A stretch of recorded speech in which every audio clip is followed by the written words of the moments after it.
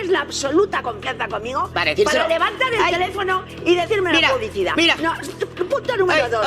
Por cierto, Lidia, tengo que decirte algo. Carmen está muy enfadada. ¿Por qué? Porque me ha dicho, me gustaría que me dijeras que me ha parecido fatal que Lidia haya dicho que ha leído que vendemos la casa porque yo necesito el dinero. Oye, Carmen, primero, si yo le he dicho, tienes la absoluta confianza conmigo para levantar el teléfono y decirme la publicidad. Mira. No, punto número 2.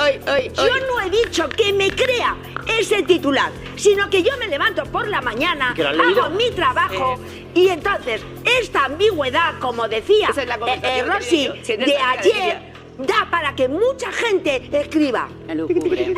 Y además esta mañana también se ha dicho en esta casa y se ha dicho en este programa. Entonces, Carmen, yo no he dicho... ¿Por qué no se ha hablado de este tema? Bueno, pues mira, estaba en la competencia. No se habla de este tema. Pero es que yo veo todo. En esta lo veo casa todo porque trabajo en esto y me lo Muy mal, en vez de darle audiencia a la Rosa.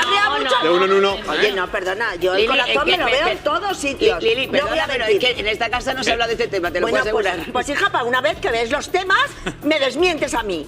Es que me encanta. No, si no nunca has visto nada, nunca has visto nada.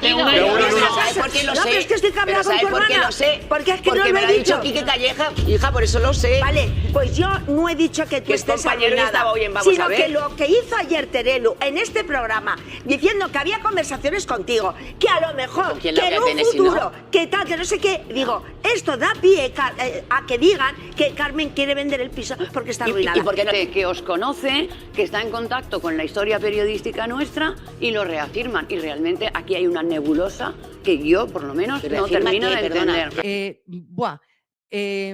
Yo creo que se van a pegar. Yo creo que se pegan en directo. Una de las cosas que van a comentar allí, mira, este tema echa a arder el plató, le prende fuego al plató. Yo digo, cuando he visto que va a estar allí sentada, digo, madre mía, la que se va a liar. Hombre, no es un secreto a voces, todo el mundo sabemos que Terelu Campos y Carmen Borrego se portaron perramente con María Teresa Campos. Ahora la que le van a liar a las Campos. Bueno, Campos. Estas iban de chulas. No hay nada peor que un chulo crecido.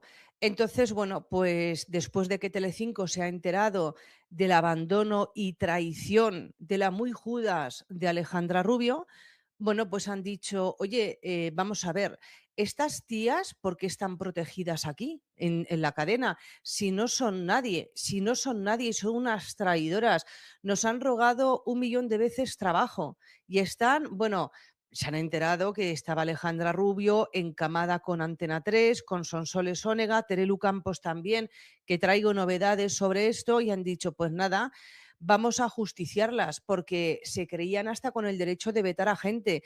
Edmundo Arrocet se tenía que haber sentado hace aproximadamente un mes largo, en De Viernes, y no pudo ser porque estaba vetado en la cadena por orden y mando del lío este campestre, de la mafia campestre. Bueno, entonces, y la putada es gorda, o sea, quiere decirse que le han hecho Telecinco, le ha hecho a las Campos la de Perico el Guarro, pero multiplicada por 7 porque estamos en Semana Santa, ella se acuerda mucho de su madre, María Teresa Campos, porque era devota a las procesiones de Málaga, porque si bien no nació allí, sí se crió allí. Entonces, pero es que, vamos, una bofetada en toda la cara. Y toda esta venganza de Don Mendo, ¿a qué viene toda esta venganza de Don Mendo? Bueno, pues le están ajustando las cuentas a las Campos por la que ha liado Alejandra Rubio. Alejandra Rubio se las va a llevar a todas por delante, porque la señora echa a reñir a toda la familia, mete la familia en unos follones de mucho cuidado, miente hasta cuando duerme. En sueños ella continúa mintiendo y además es mentirosa, traidora. Entonces, bueno, pues Telecinco le ha echado la cruz. Y han dicho, vamos a ir a por esta tía. Pues no se puso aquí a llorar en un ataque de dignidad porque decía Alejandra Rubio que no se sentía bien tratada por sus compañeros. Mentira, esto era la excusa. Alejandra Rubio ya había decidido hace mucho tiempo largarse de Telecinco. De hecho, estaba esperando dar la exclusiva en De Viernes, que ya estaba firmada mucho tiempo antes de darla, para largarse. Para ella la entrevista en De Viernes fue su despedida. O sea, tú fíjate cómo tienen que estar las cabezas para que Alejandra Rubio y Terelu Campos realmente se creyeran de que tenían alguna posibilidad de que les diesen el premio Planeta. Más sonadas que las maracas de Machín. Bueno, dice A3 Playa, los de Antena 3, ni de coña, vamos a tener aquí a Alejandra Rubio, ni de coña, espérate. No se vaya a Sonsoles, Onega a Telecinco. Yo ya me espero cualquier cosa. Pero que esta no se queda sin trabajo, la Alejandra Rubio, 100%, porque si no, no se marcha de allí. Nos estás acusando al programa de manipular un anuncio. ¿Puedes confirmar que la casa no está en venta? Yo no voy a confirmar absolutamente nada. Está en la casa de mi madre, está. En Málaga. Son imágenes que están colgadas en un portal de venta de casas. En la cama donde yo duermo, la cantina. Entendemos que esta casa está en venta, ahora nos lo comentas. Muy atentos a este anuncio porque no se trata de una casa normal. Es la vivienda de la que fuera reina de las mañanas la madre de nuestra querida Terelu. Un ático de 180 metros cuadrados situado en el barrio del Pedregalejo, en Málaga. Una exclusiva vivienda frente al mar por la que piden más de 1,5 millones de euros. La entrada cuenta con un bonito recibidor con papel pintado decorando las paredes. Si seguimos, llegamos al salón lleno de recuerdos de la familia. Una estancia con vistas espectaculares. El color de la cocina nos ha llamado especialmente la atención. Las fotos han salido de Idealista y van con la marca de agua de Idealista. No, mira. La pregunta es, ¿está en venta? No, la pregunta es, esa que hemos visto es la casa de mi madre de Málaga. Este es el anuncio del portal de ventas o alquiler de casas. ¿Quién ha podido poner esto? Y lleva tu hermana o tú. ¿Quién lo ha subido? Es que esto lo estoy viendo en directo en este preciso instante. Lo que mi hermana y yo podamos hacer en un futuro es algo que no está ni decidido. Pues vamos, yo a mí no se me ha ocurrido hacer porque captura. si veo estas fotos, lo siento, Terelu, yo desde enero de este año sé que había esta intención. Mentira, esas imágenes no son las del anuncio, me lo está diciendo Carmen. Nos estás acusando al programa de manipular un anuncio. Idealista no puede ha puesto hoy unas imágenes que se me han mandado a mí. Sí. Y entonces se ha relacionado con nuestra casa. Y yo he dicho, es que esa no es nuestra casa. No puede ser que lo tengan, Laura. Yo no lo sé. A mí lo que me preocupa es que alguien tenga esas imágenes de mi casa sin yo saberlo. Pregúntale a tu hermana, que es la que está ahí ahora. Porque vamos a ver, Terelu, es que estás dando... Mira, vamos a ver, esa casa ha sido fotografiada. Ha fotografiado la casa. Y lo ha subido... A mis espaldas, venga ya. Pero ¿sabes qué ocurre? Esas fotografías las ha tomado alguien desde dentro de la casa, las ha tomado con un teléfono móvil y las ha colgado en un portal que pasa muchos filtros y un portal que lleva años para autorizar. Tendré que enterar quién ha hecho esas fotografías y quién ha puesto esas fotografías y quién ha puesto a la venta sin mi consentimiento una casa. El anuncio ha sido subido por una inmobiliaria de Málaga y después a mediodía hoy ha sido retirado. No sé si porque vosotras lo habéis pedido o no. No sé, pero escúchame, ¿cómo voy a decir yo que retiren un anuncio a una inmobiliaria que no sé ni cuál es? Pues llamando a la inmobiliaria, pero si está Carmen allí, habrá sido Carmen la que ha llamado, que es lo que yo entiendo. ¿Puedes confirmar que la casa no está en venta? Yo no voy a confirmar absolutamente nada, que son conversaciones privadas entre mi hermana y yo, y mucho más cuando no hay una decisión tomada de nada. Bueno. El abuso, que ni siquiera con la noticia de un embarazo la gente sea capaz de alegrarse. Y es que nuestra compañera no se lo contara a su tía y a su primo ha llamado mucho la atención. Sí, enhorabuena. Le dio un poco de zasca a tu hijo, Alejandro. Preguntárselo a él, ¿vale? Estás molesto, ¿no? Porque no lo dices. Bueno, creo que quedó claro, ¿no? Pero has podido hablar con ella, aparte de lo que subió. Una situación que ha podido con Alejandra, que ayer terminaba llorando en el tiempo justo. Pues es que lo queremos hacer los dolidos y ponerme a mí un problema público encima, una vez más, pasando un embarazo. Lo que tenían que haber hecho es llamarme y decirme, oye, ¿qué ha pasado? ¿Cuáles han sido tus motivos para que actúes así? Siempre se salen con la suya y al final siempre soy yo la mala. Estará hoy más feliz, ya que a pesar de las lágrimas tiene mucho que celebrar. Felicidades ante todo. Gracias. Sí. Muchas gracias. Claro, es que ahora lo del cumpleaños feliz de Parchís como que no nos pega nada. No. Porque es que yo no había visto lo que ocurrió ayer. Pues... ¿Cómo estás? No muy bien. Ganas de hablar porque va a ser el último día que hable, porque me voy a retirar un tiempo. Creo que es la mejor decisión que puedo tomar ahora mismo. No quiero estar más aquí, o sea, no por vosotros, sino porque no puedo estar más aquí, no puedo seguir llevándome los disgustos que me llevo.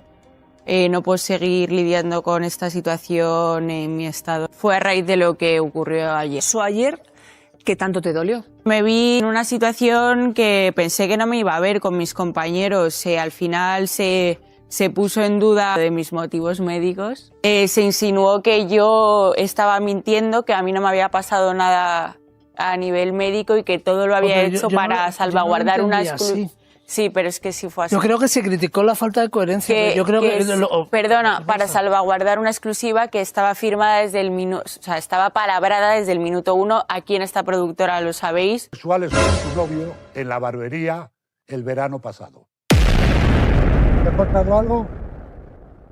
¿Te han contado en la productora que le llegó ese testimonio? ¿Qué hace falta, Alejandra Rubio, para que te des cuenta de que todo el mundo se está riendo de ti? El primero, tu pareja. El tal Carlito Constancia, que sí, Telecinco oculta información, por supuesto, porque naces siendo nieta de María Teresa Campos, hija de Terelu Campos, tienes las puertas abiertas en todos los sitios. Y acabas siendo el hazmerreír de una cadena de televisión. Pues a 4 niñanas, de pijos, pero que llevan vidas, que me perdonen los de las 3.000 viviendas. ¿Cuánta gente más decente habrá en las 3.000 viviendas que Alejandra Rubio? Y esa que lo ha tenido, y eso que lo ha tenido todo regalado en la vida. Lo que está haciendo tirando Constancia mientras ella está aquí, pues revolcándose para allá y para acá. Porque Kiko, con la primera que pase por la calle o con la segunda que se ligue, porque Kiko Matamoros sacó un ejemplo. Me consta que hay más. Ahora vamos a ello, al turrón. Bueno, se confirma que se va Alejandra Rubio a Antena 3, Sumo y la Terelu Campos. ¿Qué se confirma más? Pues el directo que yo hice sobre Joaquín Prat, el falserío que hay ahí en Telecinco. Falsos como ellos son, los hipócritas, traidores. Bueno, esta gente no sabe hacer audiencia. Tienen ahí a 4 famosetes que entre todos no suman ni medio cerebro y a 3 personas que dicen que son profesionales. A los verdaderos profesionales no los quieren contratar. Y bueno, Alejandrita, no te pienses que por ir a Antena 3, en Antena 3 se ríen más de ella. Sonsoles Sonega, con las declaraciones que hizo, diciendo que era una joven promesa de la literatura, que fomentaba la lectura en los jóvenes y que, que nadie es profeta en su tierra, pero que esta, al lado de Mario Vargas Llosa, dentro de unos años le darán el Premio Nobel de Literatura. Mamá le ha pedido a Sonsoles Sonega, una vez más, mamá, arrastrándose para salvar a la niña, que te contrate en el programa de Sonsoles. Pero anúnciamelo, esto es bombazo. Lo importante es más allá, porque ahora ya esto es una cosa de hombre a hombre, da igual la edad, a partir de una edad, a partir de los 18, 20, 21, uno ya se le considera un hombre, hecho y derecho. Cuando alguien ha pasado también por la justicia, ha sido condenado, ha pasado por las cárceles, ya tiene una experiencia, ha sido padre, pues ya se puede considerar que uno tiene una experiencia y ya podemos catalogarlo como que ya es una persona adulta, hecha y derecha, con sus errores, sus aciertos. Pero ¿qué vas a hacer ahora, Carlos Constancia? Yo no te deseo que te encuentres con Kiko Matamoros a la vuelta de la esquina, porque vais a tener más que palabras. Obviamente la sangre no va a llegar al río, pero sí que las voces se van a levantar y a lo mejor te van a poner a prueba. Pero lo que es impresionante es qué vas a hacer con todo lo que han dicho de ti, porque claramente te han llamado chulo de mierda, te han dicho que eres un agresor verbal, todavía no has llegado a las manos con nadie, pero que verbalmente has agredido tanto a Kiko como a Diego como a Laura Matamoros. Has amenazado con romperle la cabeza a Kiko Matamoros y a Diego Matamoros. Te llaman idiota, te llaman estúpido, te llaman golfo. De lo que ocurrió con Laura Matamoros, que nos cuentes la verdad, que nos digas si fue una casualidad, si es verdad que diste 2 vueltas a la manzana, si es verdad que la entraste por detrás en el coche, aparcaste detrás, si es que fuiste a por ella a leerle la cartilla. Y que por lo menos reconozcas si tu tono era un tono subido o no. Porque creo que como hay testigos y gente que lo vio, pues a lo mejor puedes quedar como un mentiroso, como ha quedado tu chica, la niña de la curva. Que en la curva parece ser que es súper fácil mentir, porque han tellado o la Corín Estrellado. Vamos a llamarla Alejandra Corín Estrellada en la curva. En vez de Corín Tellado, Corín Estrellado en la curva. Escriba otra novela y pueda acceder a ese premio Planeta tan disputado, tan deseado, tan perseguido por todos los grandes literatos de este país. No manipules. No manipulo, intenta ser simplemente exacto. Laura miente. En su gran mayoría de cosas miente. Me gustaría solo hacer un pequeño inciso a Antonio, que yo no sé qué prudencia y qué discreción tiene una persona que me da del violento, del coaccionador, personas que usan...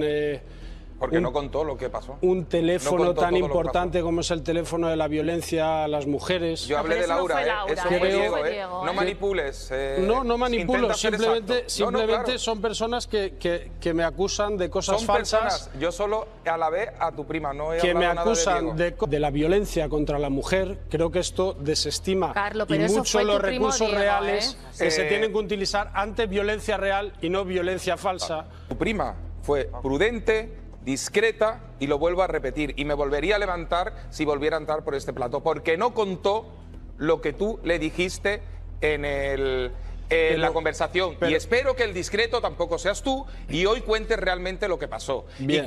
Y cuentes lo que ocurrió. Bueno, y cuentes de Antonio, verdad como tú si le tienes- amenazaste o no como con tú contar una tienes cosa solo que una había pasado versión- entre su padre y su hermana mayor. Como tú tienes... No vas a tener un hueco donde esconderte. Ni en la cárcel has aprendido códigos, ni en la puta cárcel has aprendido códigos. Vas a avasallar a quien yo te diga. Vas a gritar en la calle a quien yo te diga. Vas a amenazar a quien yo te diga. La denuncia te la va a poner mi hijo mañana. Porque yo no sabía eso. Me parece repulsivo que seas tan traidora. Me parece repulsivo que estés siempre cerca del árbol que más calienta. Que eres poco de fiar. Muy poco de fiar. Que estás dispuesta a blanquear a quien sea y al precio que sea. Que no tienes dignidad ni para enfrentar las contradicciones de tu hija, ni las de tu yerno, ni las de tu nuero, ni las de Dios bendito. Cada día eres más pequeña, cada día eres más cobarde, cada día eres más sucia. Que no tienes narices para decirle a tu hija lo que hiciste con Laura en maquillaje. Fíjate si tienes pocas agallas. Fíjate si le tienes miedo a tu hija. Conflictos familiares los tuyos. Conflictos familiares los de tu hermana. ¿Por qué no hablas del divorcio de tu hermana? ¿Por qué no hablas de la situación traumática de sus hijos y no de los míos? ¿Por qué me nombras a mí? ¿Tienes a Potota al lado? ¿Te acuerdas cómo fue aquello?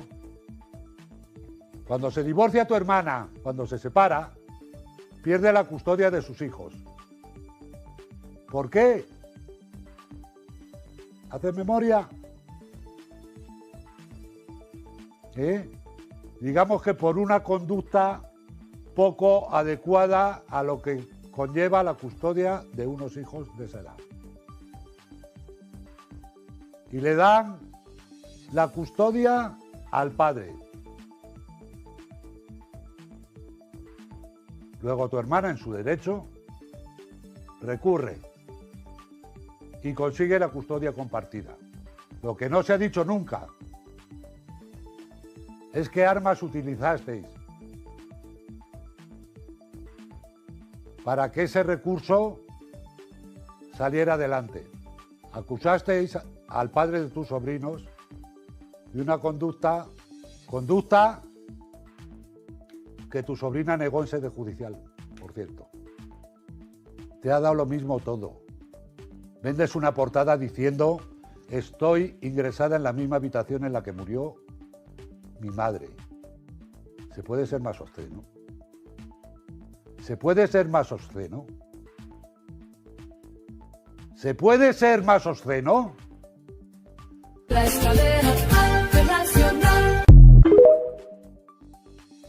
Es tú y el de blanco es Laura, ¿vale? Exacto. ¿Tú qué le dices? Digo, bueno, me cuenta lo que ha ocurrido. Lo que ha ocurrido y le digo, el que diga eso o está loco o es un hijo de la gran puta. Cuando se divorcia tu hermana, cuando se separa, pierde la custodia de sus hijos. ¿Por qué? ¿Haces memoria? Digamos que por una conducta poco adecuada a lo que conlleva la custodia de unos hijos de esa edad. ¿En qué pata os apoyasteis? ¿En qué influencias? Tu madre tenía muchas. Era íntima amiga del ministro del Interior, Jaime Mayor Oreja. Comían casi todos los jueves juntos. Hay cosas que se cuecen a fuego lento durante meses, acumulando tensión, acumulando rabia, acumulando todo lo que no se ha dicho en público, todo lo que se ha tragado con una sonrisa delante de las cámaras. Y luego, un día, explotan, sin aviso, sin filtro, sin que nadie pueda parar lo que viene. Y eso es exactamente lo que pasó en el programa de los dos Kikos en YouTube, ese espacio que se ha convertido en la válvula de escape de todo lo que la televisión convencional ya no se atreve a decir, donde Kiko Matamoros, fuera de sí, completamente fuera de sí, soltó todo lo que llevaba guardado sobre Carlo Costancia, sobre Terelu Campos y sobre unas acusaciones que apuntan directamente al divorcio de Carmen Borrego y a una historia que llevaba años sepultada bajo capas de silencio cómodo y de conveniencia mediática. ¿Tienes idea de lo que se reveló ahí dentro? ¿Sabes lo que dijo Kiko Matamoros mirando a cámara como si Carlo Costancia estuviera sentado delante de él? ¿Sabes lo que destapó sobre Terelu Campos y una historia que llevaba años enterrada y que ahora vuelve a la superficie con una fuerza brutal? ¿Y sabes lo que implica todo eso para una familia que lleva meses intentando controlar el relato desde los platos de televisión, mientras la realidad que se esconde detrás del decorado era completamente diferente a lo que querían que creyeras? Porque lo que ocurrió en ese programa no es un simple cruce de palabras entre famosos, es una guerra declarada. Es una explosión de proporciones enormes que puede cambiarlo todo, y tú estás a punto de enterarte de cada detalle, sin que se omita nada, sin que se suavice nada, tal y como ocurrió. Para entender la magnitud de todo esto, hay que empezar desde el principio, porque los conflictos que explotan en público siempre tienen una historia detrás que el espectador no conoce del todo. Y en este caso esa historia tiene varias capas que hay que desgranar una por una para que lo que vino después tenga todo el sentido que tiene. Kiko Matamoros y Carlo Costancia no partían de cero en su enfrentamiento. Entre ellos había ya una tensión acumulada, una relación que nunca fue fluida, que nunca tuvo ese barniz de cordialidad que a veces se mantiene entre las personas que orbitan alrededor de los mismos círculos mediáticos, aunque no se tengan ningún aprecio. Y esa tensión llevaba tiempo buscando una salida. La chispa que encendió todo fue una acusación que llegó a través de mensajes privados que ahora han salido a la luz. Una acusación de una gravedad extraordinaria. Carlo Costancia le habría dicho a Laura Matamoros, la hija de Kiko, que su padre había maltratado físicamente a una de sus hijas. Eso es lo que circuló entre ellos. Eso es lo que llegó a oídos de Laura. Y eso es lo que desencadenó una reacción en cadena que terminó con Kiko Matamoros delante de una cámara de YouTube diciéndole a Carlo Costancia exactamente lo que pensaba de él sin importarle las consecuencias, ni los matices, ni los tiempos. Ahora hay que ser preciso aquí, porque la precisión importa. Lo que Kiko mostró en el programa no fue esa acusación, sino los mensajes que la desmontaban completamente. Sacó a la luz una conversación que había tenido con su hija Laura, donde ambos hablaban de lo que Carlo habría dicho, donde Kiko expresaba su consternación con unas palabras que no dejaban lugar a la interpretación, donde decía que quien afirmara algo así, o estaba completamente perturbado, o era de lo más despreciable que podía encontrarse.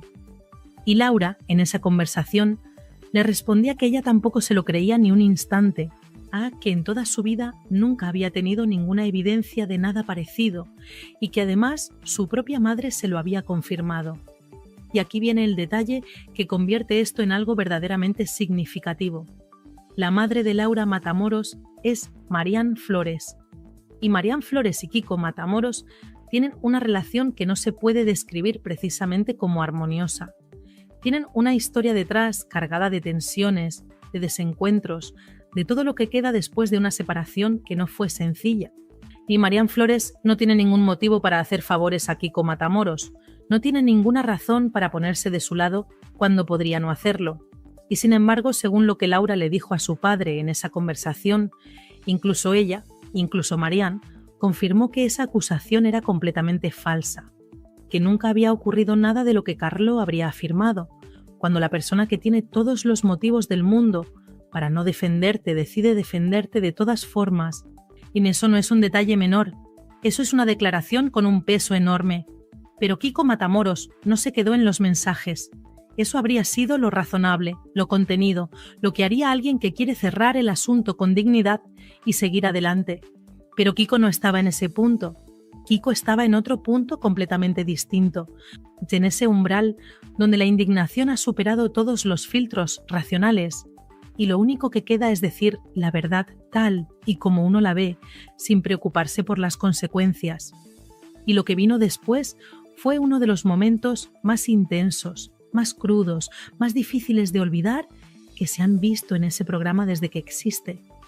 Se colocó delante de la cámara, la miró directamente y empezó a hablar con Carlo Costanza como si lo tuviera enfrente, sin el lenguaje cuidado que se usa habitualmente en televisión, sin los rodeos que se emplean cuando uno sabe que hay abogados escuchando, con la franqueza sin adornos de alguien que ha tomado una decisión y que ya no va a dar marcha atrás. Le dijo que era un fanfarrón de poca categoría que iba por la vida intentando intimidar a quienes tenía alrededor, que se creía que podía difamar a cualquiera sin que hubiera ninguna consecuencia, y que intentaba sojuzgar y amedrentar, y que eso decía todo lo que había que saber sobre quién era y de dónde venía. Y entonces reveló algo que hasta ese momento no había salido en ningún medio, que Carlo Costanza, según lo que Kiko afirmaba tener conocimiento directo, habría amenazado con agredir físicamente tanto a Diego Matamoros, su hijo, como al propio Kiko. No como una expresión de rabia en un momento de tensión, no como una de esas cosas que se dicen en el calor de una discusión y que nadie toma en serio, sino como una amenaza deliberada, con una intención específica detrás. Y fue más allá todavía. Mencionó que esa amenaza incluía causarle una lesión de tal gravedad que podría haber supuesto la amputación de una extremidad. Lo dijo con esa calma escalofriante que tienen las personas cuando están más allá de la rabia y cuando ya han procesado la indignación y lo que queda es solo la determinación de que todo salga a la luz. Le dijo a Carlo que no tenía la valentía de decirle nada de eso a la cara, que si tenía algo que decirle que le buscara, que le llamara, que le pidiera su número de teléfono a quien hiciera falta, que esconderse detrás de mensajes y de intermediarios era exactamente lo que correspondía esperar de alguien como él. Y las palabras que usó para describir lo que pensaba de Carlo Costanza no eran las palabras que se usan en televisión, eran las palabras que se usan cuando uno ya no está actuando para una audiencia, sino simplemente dejando salir lo que lleva dentro. La pregunta que todo el mundo se hizo al ver eso fue la misma. ¿Cómo responde Carlo a esto? ¿Cómo responde Alejandra Rubio, o que es su pareja y que está atrapada entre el hombre con el que ha decidido construir su vida y la familia mediática de la que proviene? Porque cuando alguien te ataca de esa manera en público, con esa contundencia, con esas palabras, con esas acusaciones tan específicas, el silencio tiene un coste muy alto, pero también lo tiene la respuesta, porque entrar en esa guerra con Kiko Matamoros en ese estado es meterse en un terreno donde las reglas las pone él y donde la temperatura es tan alta que cualquier cosa que se diga puede arder inmediatamente y volverse en contra de quien la diga. Por el momento, la estrategia que parece estar manejando el otro bando es el silencio, ignorar, esperar, confiar en que la tormenta pase sin que sea necesario alimentarla con una respuesta que la haría más grande. O sea, una estrategia que tiene su lógica a corto plazo, pero que presenta un problema fundamental, y es que las acusaciones que Kiko ha hecho no son vagas, ni genéricas, ni opinables. Son acusaciones concretas sobre hechos concretos, sobre amenazas físicas con descripción detallada, sobre difamación con nombres y fechas. Ante ese tipo de acusaciones, el silencio no es neutral. El silencio dice algo, y lo que dice no siempre es lo que quien calla querría que se entendiera, pero espera, porque lo que viene a continuación cambia por completo la dimensión de este conflicto y lo lleva a un territorio mucho más profundo y mucho más revelador. Porque si el ataque a Carlo Costancia fue brutal en su intensidad, lo que Kiko Matamoros dijo sobre Terelu Campos fue de una gravedad y de una profundidad que no tiene comparación con nada de lo que se ha dicho en este conflicto hasta ahora. Y Kiko no fue a por Terelu, por lo que ha dicho recientemente, ni por su posicionamiento actual en este asunto. Fue a por ella por lo que hizo hace años, por decisiones que se tomaron cuando nadie estaba mirando con la atención con la que se mira ahora, por una historia que tiene que ver con un divorcio, con una custodia, con unos hijos y con unas acusaciones que se lanzaron en un proceso judicial y que según Kiko nunca se sostuvieron en la realidad. Moon empezó construyendo el perfil de Terelu antes de ir al fondo del asunto, porque Kiko es un narrador y sabe que el impacto de una revelación se multiplica cuando el terreno está bien preparado. Le llamó alquimista del dolor.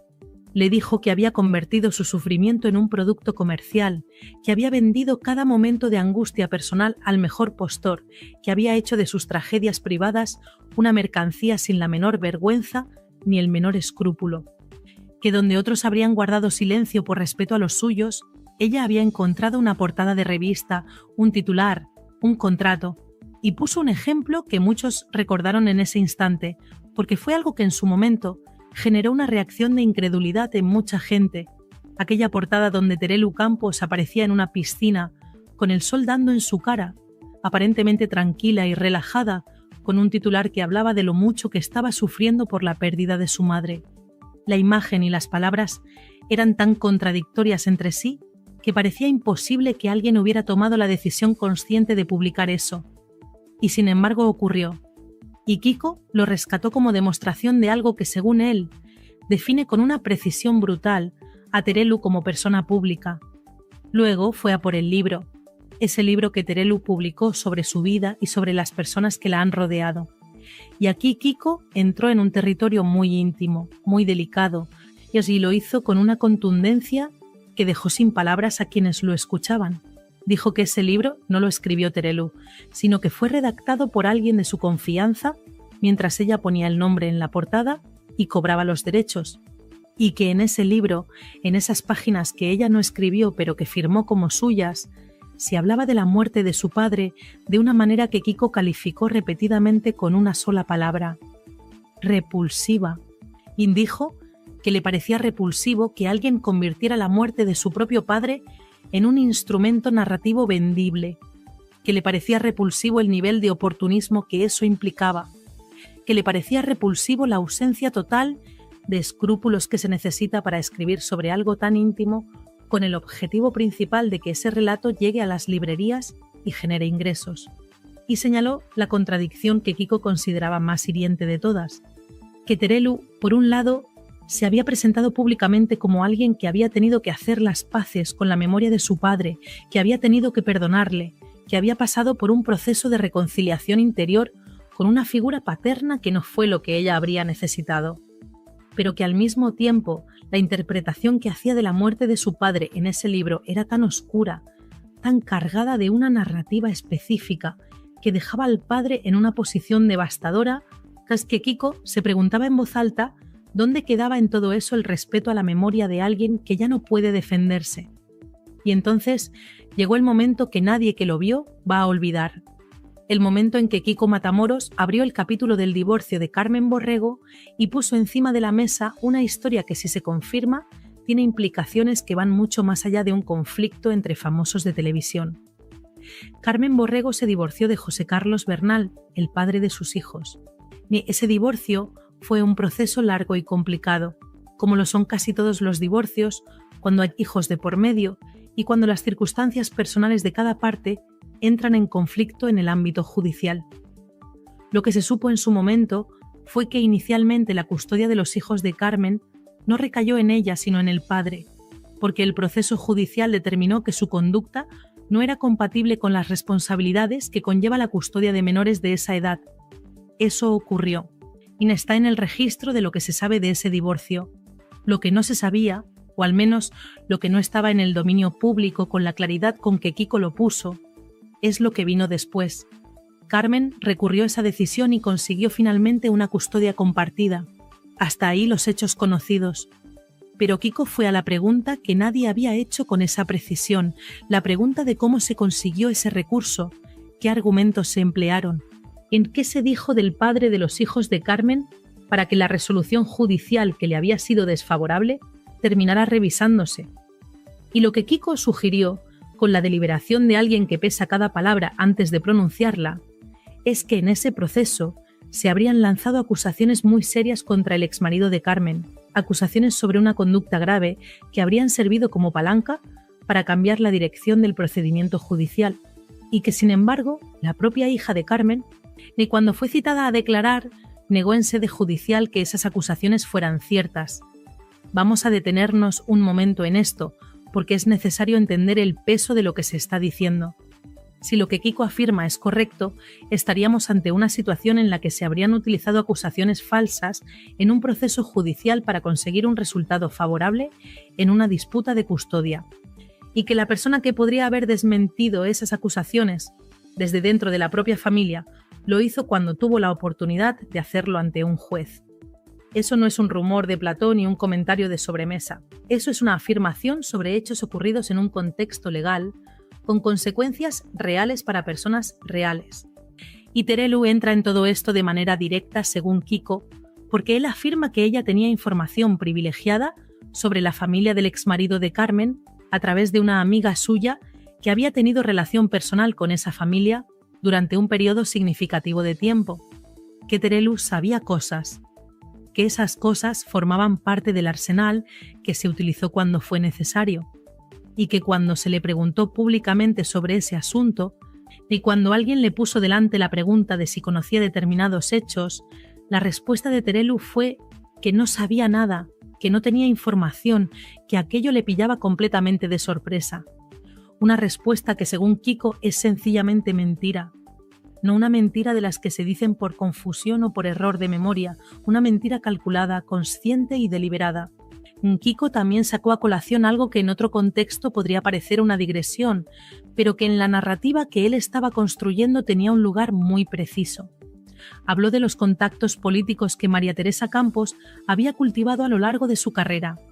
Mencionó que la matriarca de la familia tenía una relación de amistad muy estrecha con quien fuera ministro del Interior en una época determinada, de que esa relación era suficientemente cercana como para que se mantuvieran encuentros regulares y habituales. Y lo puso en el contexto del divorcio de Carmen, no como acusación directa, sino como marco de referencia, como elemento que ayuda a entender en qué tipo de entorno se movía esa familia cuando necesitaba que determinadas cosas salieran de determinada manera. La acumulación de todo esto construía algo que iba mucho más allá de un ataque personal, motivado por la rabia del momento. Lo que Kiko estaba elaborando era un argumento sobre la hipocresía estructural de cómo esa familia ha gestionado su imagen pública durante años.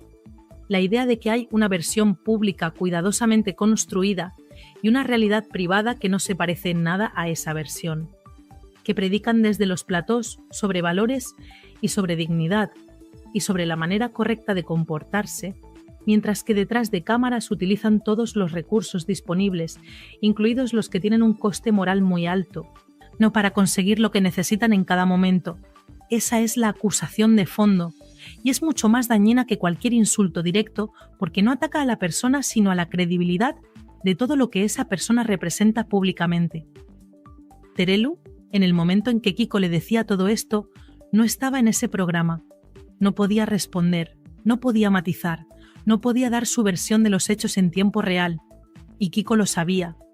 Y eso también formaba parte de su discurso, punto porque señaló que Terelu tiene acceso a plataformas mediáticas donde puede responder si quiere hacerlo, que tiene un micrófono delante regularmente, que la diferencia entre la situación de ambos es que él lleva tiempo sin televisión y que por tanto sus palabras llegan a muchas menos personas que las de ella, y que esa asimetría es en sí misma parte del problema, de porque permite que determinadas narrativas circulen sin ser cuestionadas, mientras las respuestas quedan confinadas en espacios con menor alcance.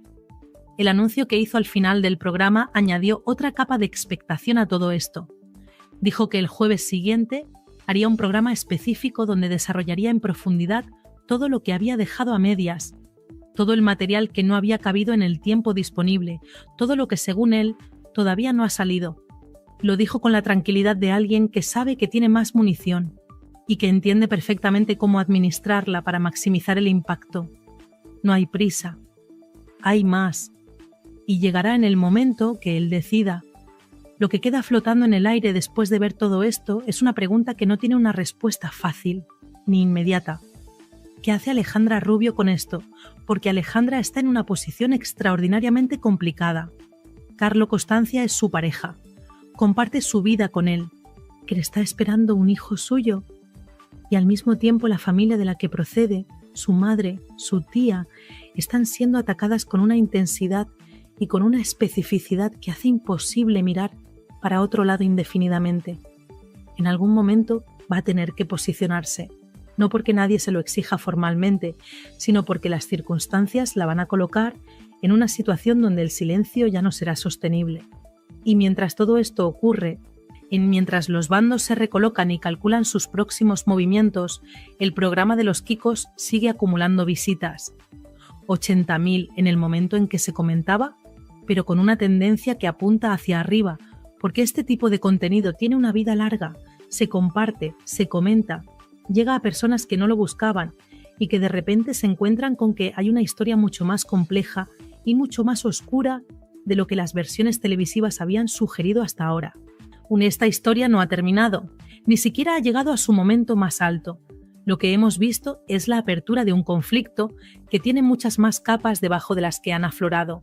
Una guerra que lleva años gestándose en los márgenes de los platós y que ahora ha encontrado el canal para salir a la superficie con toda su fuerza.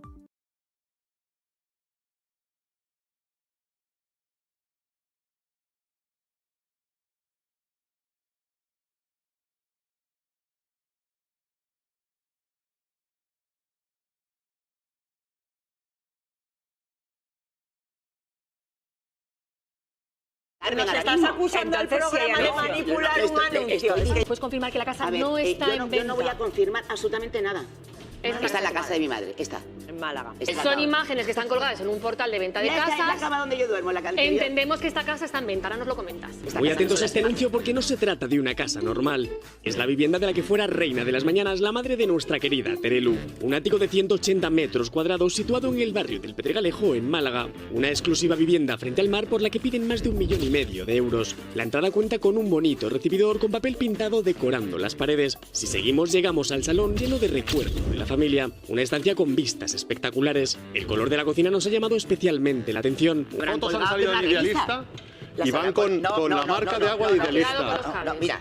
La pregunta es, ¿está en venta? No, la pregunta es, esa que hemos visto es la casa de mi madre de Málaga. Este es el anuncio del portal de ventas o alquiler de casas. ¿Quién ha podido poner esto? Y lleva ¿tu hermana o tú? ¿Quién lo ha hecho? Es que esto lo estoy viendo en directo en este preciso instante. Lo que mi hermana y yo podamos hacer en un futuro es algo que no está ni decidido. Pues vamos, yo a mí no se me ha ocurrido hacer porque captura. Si veo estas fotos, lo siento, yo desde enero de este año sé que había esta intención. Mentira, esas imágenes no son las del anuncio, me lo está diciendo Carmen. Nos estás acusando al programa de manipular un anuncio.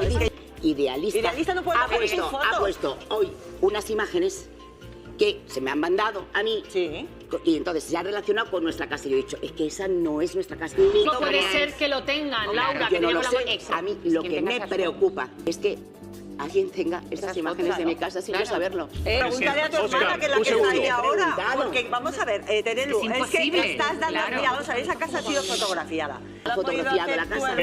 Y lo ha subido... A mis espaldas, venga ya. Pero ¿sabes qué ocurre? Esas fotografías las ha tomado alguien desde dentro de la casa, las ha tomado con un teléfono móvil y las ha colgado en un portal que pasa muchos filtros y un portal que lleva años para autorizar. Tendré que enterar quién ha hecho esas fotografías y quién ha puesto esas fotografías y quién ha puesto a la venta sin mi consentimiento una casa. El anuncio ha sido subido por una inmobiliaria de Málaga y después a mediodía hoy ha sido retirado. No sé si porque vosotras lo habéis pedido o no. No sé, pero escúchame, ¿cómo voy a decir yo que retiren un anuncio de una inmobiliaria que no sé ni cuál es? Pues llamando a la inmobiliaria, pero si está Carmen allí, habrá sido Carmen la que ha llamado, que es lo que yo entiendo. ¿Puedes confirmar que la casa no está en venta? Yo no voy a confirmar absolutamente nada, que son conversaciones privadas entre mi hermana y yo.